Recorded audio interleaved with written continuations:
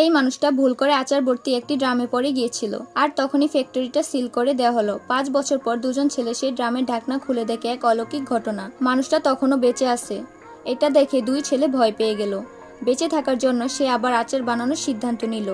কিন্তু যখন সে শসা কিনতে বিলিং কাউন্টারে গেল তখন তার কাছে কোনো টাকা ছিল না। তাই সে ডাস্টবিন থেকে কিছু শসা আর ভাঙা কাঁচের ঝাড় কুড়িয়ে আনলো। তারপর শসা কেটে ঝাড়ে ভরে লবণ দিল আর তার নিজের আচার বানানোর কৌশলে বৃষ্টির অপেক্ষা করতে লাগলো। কিছুদিন পর বিনা পয়সায় বৃষ্টি নামলো আর সেই পানি দিয়ে আচার তৈরি হয়ে গেল। যখন সে সেই আচার বাজারে বিক্রি করতে গেল কয়েকজন ছেলের তার এই ইউনিক আচার বেশ পছন্দ হলো আর স্বাদও ছিল দারুণ।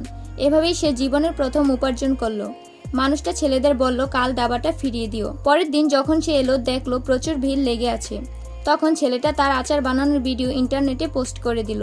হঠাৎ তার আচারের বিক্রি বেড়ে গেল, কিন্তু এই আনন্দ বেশি দিন টিকলো না।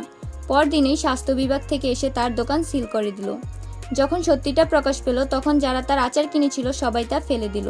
এরপর হতভাগা ইথান রাস্তায় বসে কাঁদছিল। ঠিক তখনই প্রথম যে ছেলে তার কাছ থেকে আচার কিনেছিল সে এসে বলল, আমি আমার কলেজ থেকে কয়েকজনকে আনতে পারি, আমরা একসাথে পরিষ্কারভাবে আচার তৈরি করতে পারবো। পরদিন মানুষটা বিশ্ববিদ্যালয়ে গেল এবং ছাত্রদের পরিষ্কার পরিচ্ছন্নভাবে আচার বানানোর প্রক্রিয়া শেখালো। এতে করে স্বাস্থ্য সমস্যা মিটে গেল। কিছুদিনের মধ্যেই তার আচার আবার জনপ্রিয় হয়ে উঠল এবং আয়ও বাড়লো। শেষে সে নিজের একটা আচার ফ্যাক্টরি খোলার সিদ্ধান্ত নিল এবং একটি অনাবাদী জমি কিনে নিল। এরপর লোকটি কি করবে জানতে হলে ভিডিওতে লাইক করে চ্যানেলটি সাবস্ক্রাইব করুন।